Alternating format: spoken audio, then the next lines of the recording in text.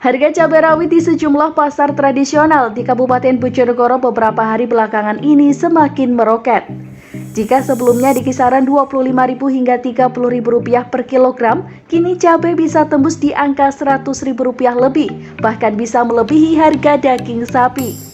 Kenaikan harga cabai ini membuat sebagian pelaku usaha yang mengandalkan sambal untuk menu utamanya kebingungan. Namun hal itu tidak begitu berdampak bagi Yodia Angela Novila Manda Dumais, warga Kelurahan Karangpacar, Kecamatan Kota, Kabupaten Bojonegoro. Usaha sambal roa yang mengandalkan bahan baku 100% cabai rawit ini kini malah semakin banyak digemari oleh masyarakat. Sebab dirasa lebih praktis tanpa harus membeli cabai di pasar, apalagi saat ini juga masih pandemi COVID-19. Perempuan 26 tahun ini mengaku mahalnya harga cabai tidak begitu mempengaruhi usaha yang telah ia geluti sejak 2 tahun lalu.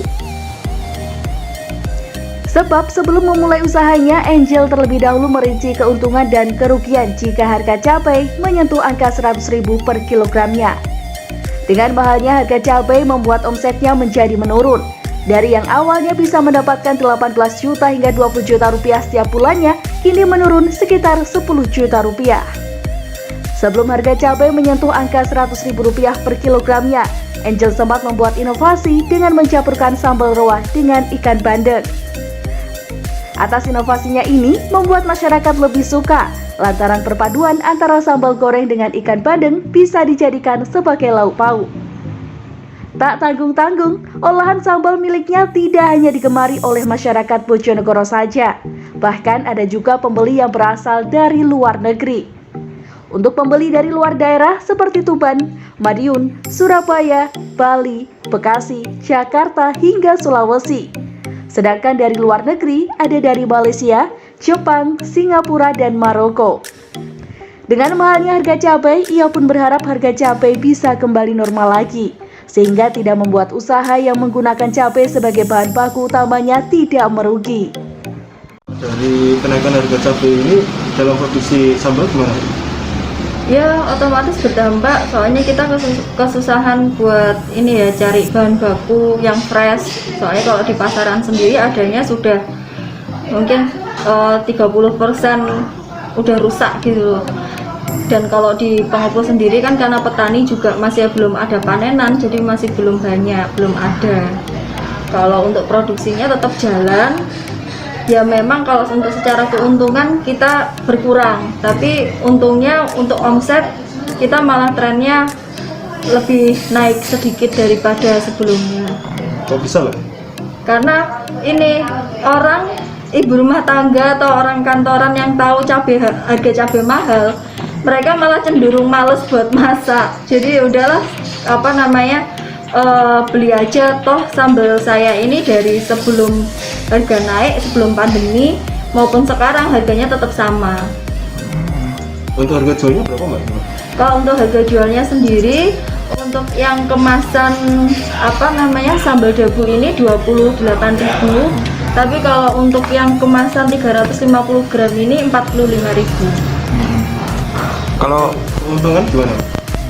Kalau keuntungan sendiri biasanya kita dari bahan baku itu kan ada allowance-nya ya, harga lombok paling rendah sampai paling mahal itu berapa.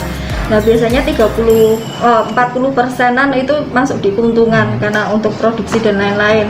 Tapi kalau untuk sekarang omsetnya naik, tapi kalau untuk keuntungan berkurang mungkin sekitar dari 40 ke 35%. Kalau untuk omset satu bulannya berapa Mbak sebelum mahalnya harga cabai ini?